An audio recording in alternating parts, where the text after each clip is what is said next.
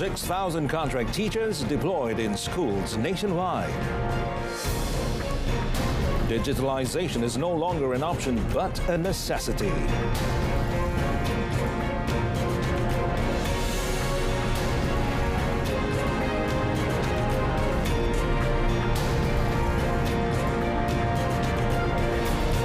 Good evening and Salam Malaysia Madani. You're watching Malaysia Tonight and I'm Mohammed Amin Carlos. Well, a total of 6,034 new contract teachers have been placed in schools nationwide starting 15 April. And according to the Education Ministry, or the MOE, while through a statement released today, 1,858 teachers were placed in secondary schools, while the remaining 4,176 were in primary schools.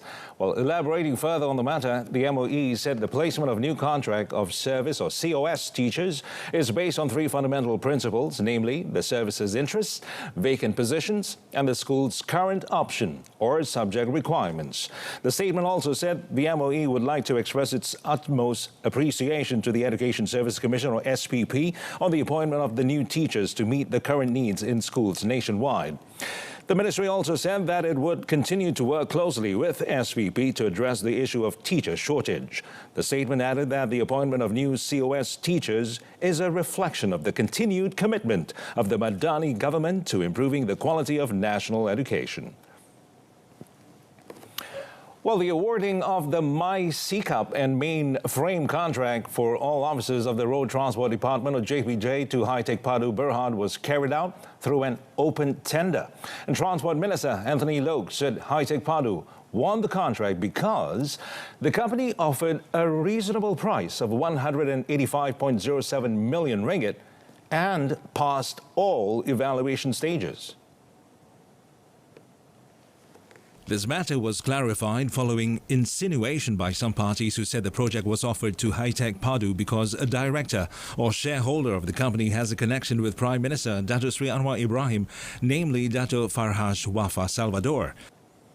Perlu ditegaskan bahawa kronologi tender ini dibuat 24 November 2023, Lembaga Perolehan Kementerian Pengangkutan memperaku tender kepada High-Tech selepas sistem tender terbuka ini dibuat. Pada 2 Februari 2024, MOF memberikan kelulusan kepada perakuan tender ini. Maksudnya kelulusan ini bukannya semalam. Kelulusan ini telah pun dibuat pada 2 Februari 2024. Tetapi seperti biasa, surat tawaran ataupun surat setuju terima ini hanya dikeluarkan selepas beberapa proses dalaman. Dan Dato' Farhaj hanya memberi saham sebanyak 15.9% dalam High-Tech Padu pada 16 Mac 2024. Maksudnya, keputusan tender ini telah pun dibuat sebelum Dato' Farhaj memberi saham dalam syarikat High-Tech Padu. Loke said the Prime Minister and the Cabinet viewed seriously the insinuations made about the government over the awarding of the contract to High-Tech Padu. He said those who are unhappy over the matter can lodge a report with the Malaysian Anti-Corruption Commission, the MACC. Well, the Cabinet today has decided not to proceed with the Petaling Jaya Traffic Dispersal Link, or PJD Link Highway project. The government spokesman Fahmi Fadil said the decision was made after the concessionaire failed to meet 6 of the 11 conditions. Jemaah Menteri pada hari ini telah membuat keputusan bahawa tidak akan melanjutkan perbincangan dengan pihak PJD Link. Ya, pihak PJD Link telah memohon pelanjutan untuk memenuhi sejumlah syarat ataupun condition precedent, tapi ini telah ditolak oleh pihak kerajaan dan keputusannya adalah tidak diteruskan. Dan akibat daripada itu, kegagalan untuk memenuhi sejumlah condition precedent ataupun syarat-syarat yang diperlukan, maka projek tersebut tidak diteruskan. Fahmi added that the Works Ministry would be issuing a statement detailing the matter soon. Well, on to the Aidilfitri celebrations. The Aidilfitri Madani 2024 celebration with Prime Minister Datuk Sri Anwar Ibrahim will be held in 7 states, beginning with Johor tomorrow. Now, the event secretariat in a statement today said the celebration will also be held in Sabah on April 20th, followed by Malacca 22nd April, Kelantan on the 2nd of May, Kedah 4th May, Pulau Pinang 5th May and Terengganu come 9th May. Now, it said the program in Sabah, which is a national level celebration, will be hosted by the state government as the host and the Ministry of National Unity as the lead ministry. And according to the Secretariat, the organization of the Aidilfitri Madani celebration involves a collaboration between the state government as the host and the lead ministry acting as a joint implementer. It said the event's main purpose was to foster goodwill and unity among the community and enable leaders to meet with the people. The Prime Minister is scheduled to be present as the main guest at the celebration, which the Menteri Besar or Chief Minister of the respective states will also attend. It said it will also provide an opportunity for more people to celebrate Aidilfitri with leaders at the federal and state levels.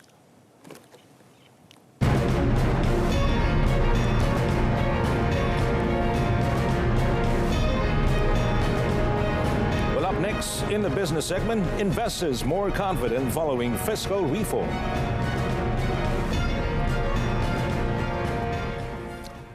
Digitalization is no longer an option, but a necessity for retail businesses to thrive in today's world, with data analytics and personalization the key tools for them.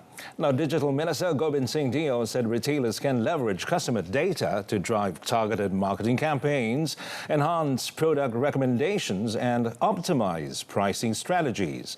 Well, he added that supply chain optimization is equally important, where the implementation of digital solutions can improve inventory management, logistics, and demand forecasting. Well, Gobind also urged industry players to engage constructively with the government, emphasizing that there are some challenges and gaps that need to be addressed for businesses to harness the full benefits of digitalization, such as digital literacy, cybersecurity, and internet connectivity. Meanwhile, cooperation between Malaysian Retail Chain Association, or MRCA, and Malaysia Digital Economy Corporation, MDEC, through 100 Go Digital Series serves as a platform for industry players to connect, exchange views, and collaborate. Its main goal is to enable Malaysian businesses to embrace digitalization to improve efficiency and productivity, create new sources of growth, as well as increase revenue and savings in business costs. Well, fiscal reforms implemented by the government have further strengthened investors' confidence in Malaysia. In a post on Finance Ministry's, or the MOF's, official social media site X today, the ministry highlighted several reforms implemented by the government, including deficit reduction, targeted subsidies, and the Public Finance and Fiscal Responsibility Act, or FRA 2023. Well, according to the Ministry, Finance Minister to Datuk Sri Amir Hamzah Azizah, who led the Malaysian delegation to New York from the 14th to the 16th of April, has engaged with international investors, fund managers and investment bankers to discuss Malaysia's current economic position and the government's plans. Now, the MOF said during the dialogue session with financial and capital market investors, Datuk Sri Amir Hamzah shared the key points of the Madani economic framework and how this framework will propel Malaysia to become a globally competitive investment destination.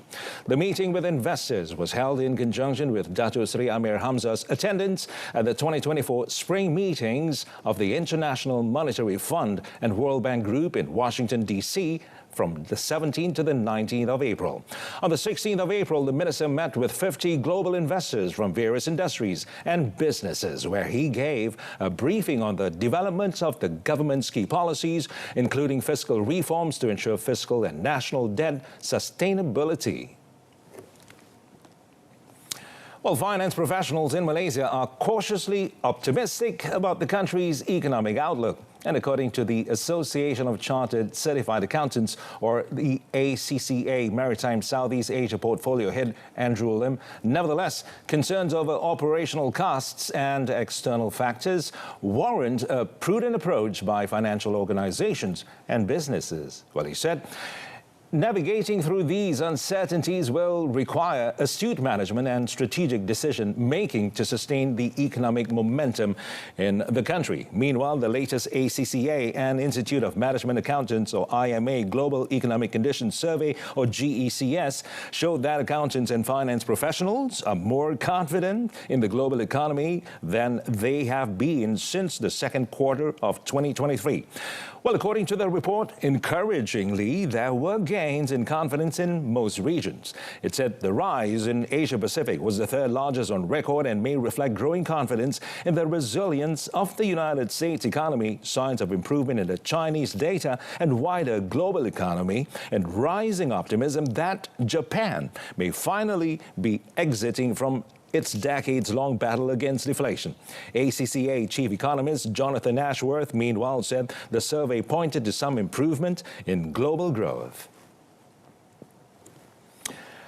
Well, the government is expected to consider a well-managed floating mechanism to determine fuel prices. Now, this is due to the implementation of targeted subsidies.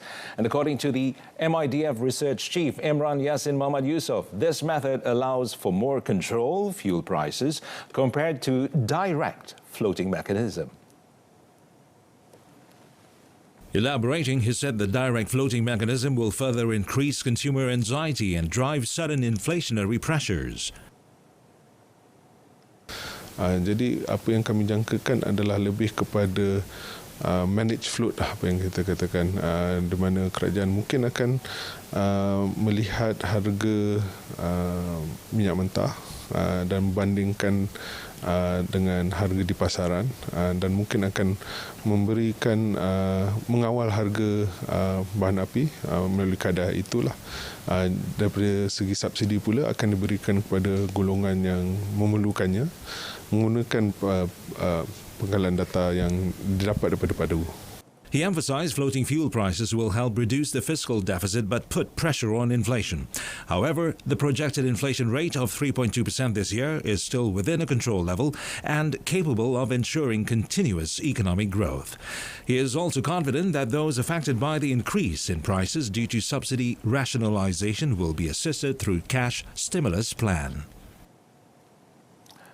Well, Maybank Investment Bank Berhad, Maybank IB, maintained its positive view on the aviation sector amid rising tensions in West Asia, potential impacts on passenger traffic to and from the region, alongside fluctuations in jet fuel prices.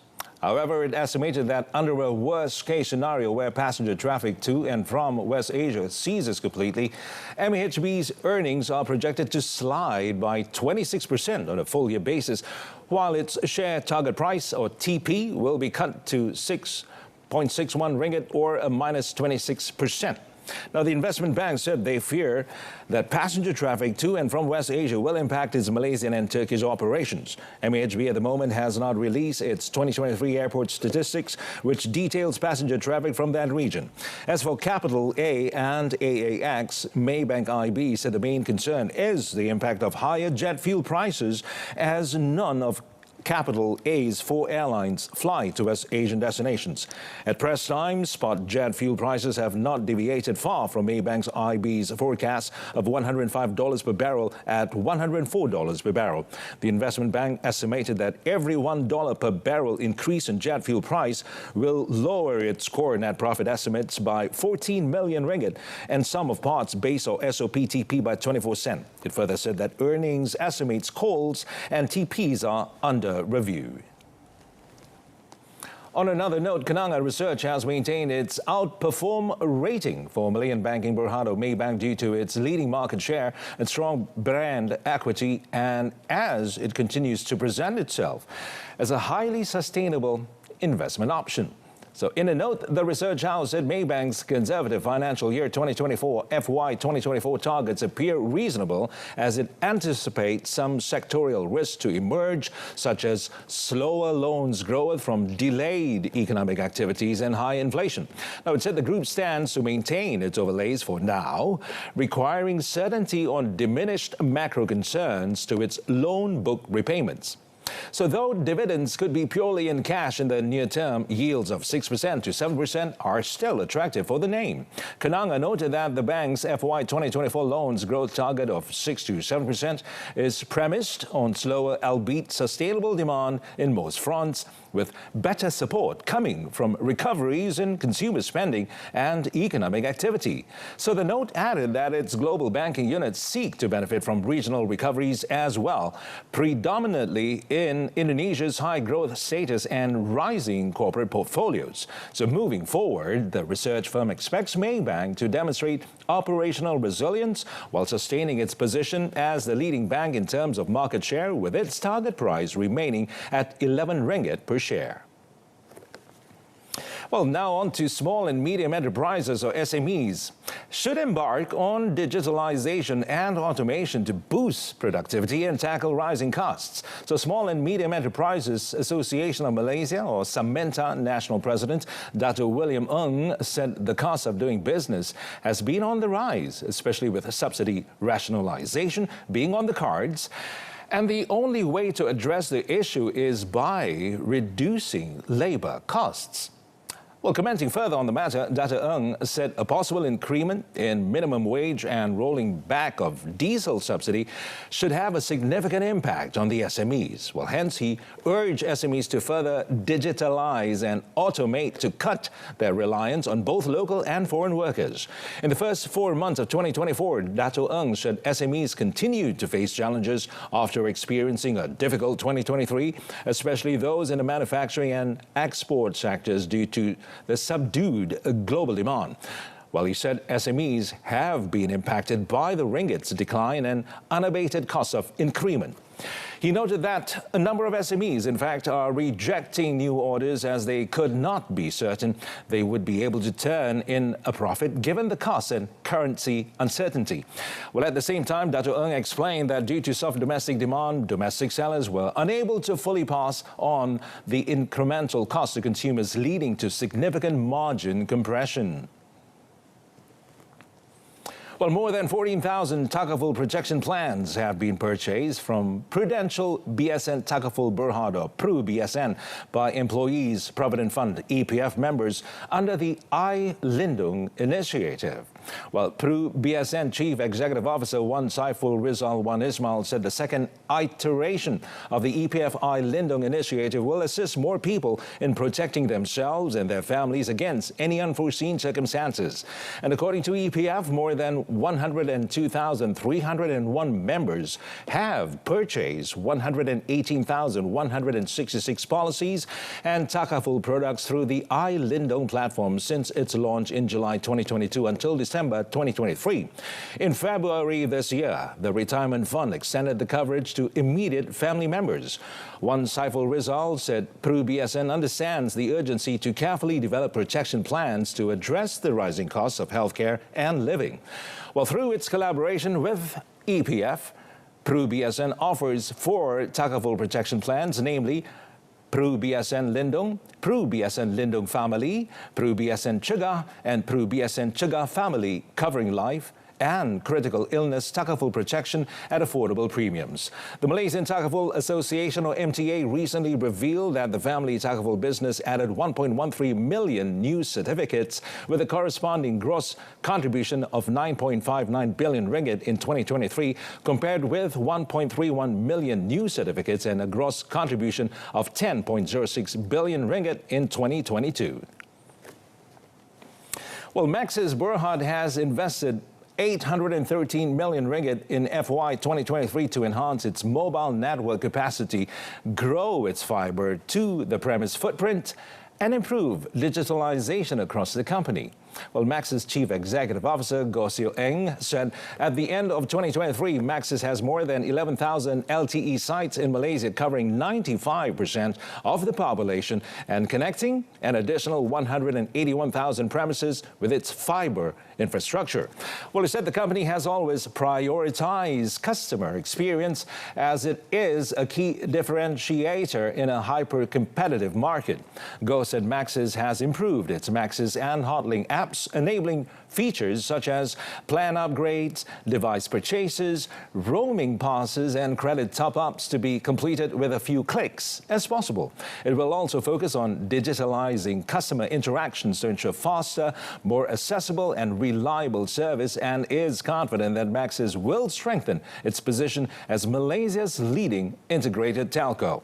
The company will focus on growing its core businesses like mobile, fibre and enterprise while delivering operating excellence.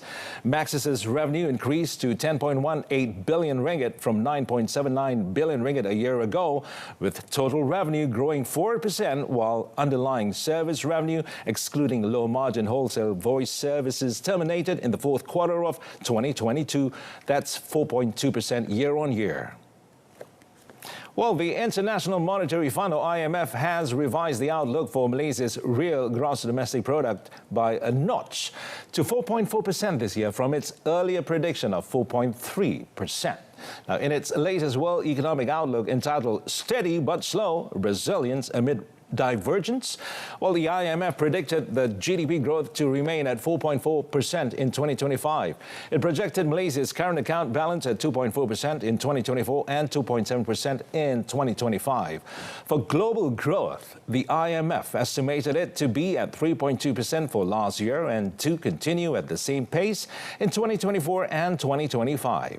The pace of expansion is low by historical standards owing to both near-term factors such as still high borrowing costs and withdrawal of fiscal support, and longer-term effects from the COVID-19 pandemic and Russia's invasion of Ukraine, weak productivity growth and increasing geo-economic fragmentation.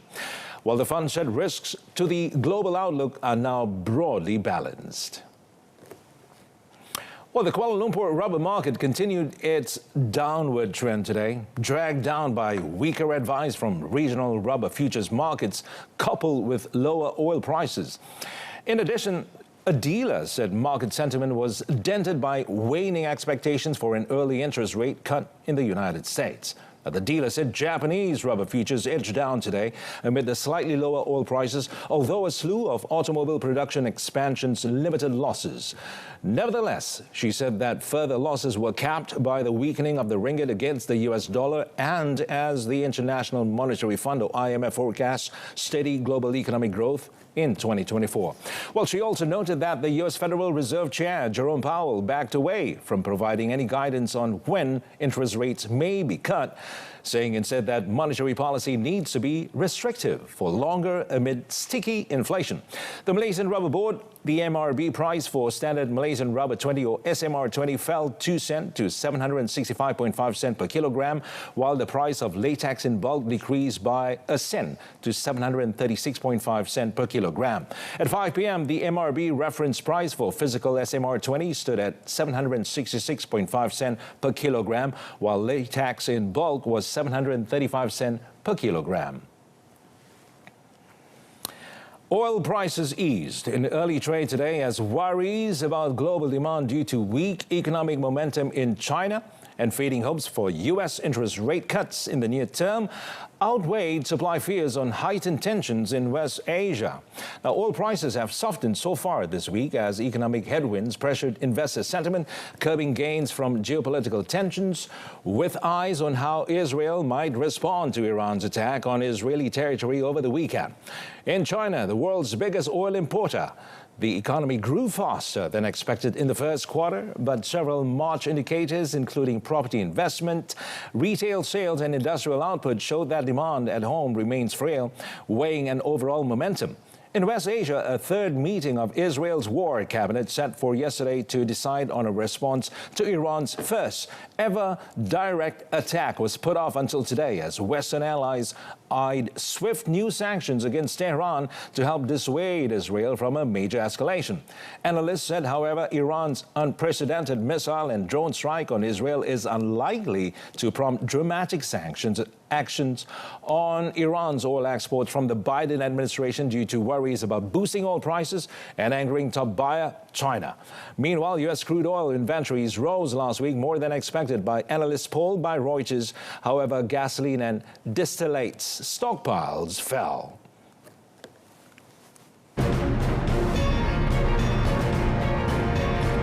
Coming up, Indonesia's Ruang volcano erupts.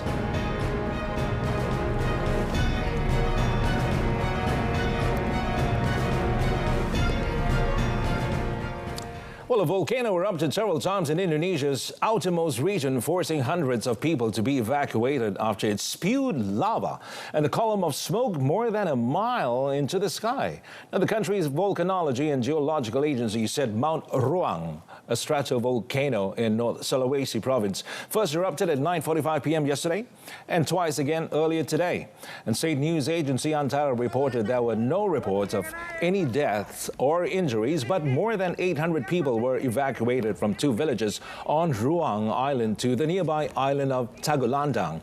The first eruption pushed an ash column 2 kilometers into the sky, with the second eruption pushing it to 2.5 kilometers. Now, the volcanic activity had increased at Ruang after 2 earthquakes in recent weeks. The alert level for the volcano, which has a peak of 725 meters above sea level, was then raised from 2 to 3, which is the second highest possible level before the eruption. Authorities had also imposed a 4-kilometer exclusion zone around the crater, which is more than 100 kilometers north of provincial capital Manado. Well, jailed Myanmar democracy leader Aung San Suu Kyi has been moved from prison to house arrest as the junta announced a heat wave has prompted measures to protect inmates. The 78-year-old Nobel laureate is serving a 27-year sentence for a host of criminal convictions ranging from corruption to breaching COVID-19 rules. Well, Suu Kyi has largely been hidden from view, and she has reportedly suffered health problems. A military official speaking on condition of anonymity said Suu Kyi and former President Win Myint had been moved from prison to house arrest. Junta spokesman Zhao Mintun said that a spell of hot weather had prompted authorities to take measures to protect vulnerable detainees. The temperature in capital Naypyidaw, where Suu Kyi is believed to be in custody in a specially constructed compound, is expected to hit 41 Celsius, with even hotter weather forecast for the coming week. The junta also announced that 3,300 prisoners would be freed as part of a regular amnesty to mark the country's New Year festival. Well, clear skies are seen over Dubai airport as passengers wait to travel the morning after the world's busiest air hub for international passengers briefly halted its operations in the chaos caused by heavy rains and widespreading flooding. Well, earlier the airport, which had been expecting more than 100 flight arrivals on Tuesday evening, took the equally unusual step of briefly halting its operations in the chaos caused by the storm. Dubai, the West Asia's financial center, has been paralyzed by the torrential rain that caused floods across the UAE and Bahrain. Dubai airport operations were suspended for 25 minutes in the afternoon before resuming. Departure flights, meanwhile, remained in operation during the evening, but were plagued with delays and cancellations. On another note, access roads to the airport were also badly flooded.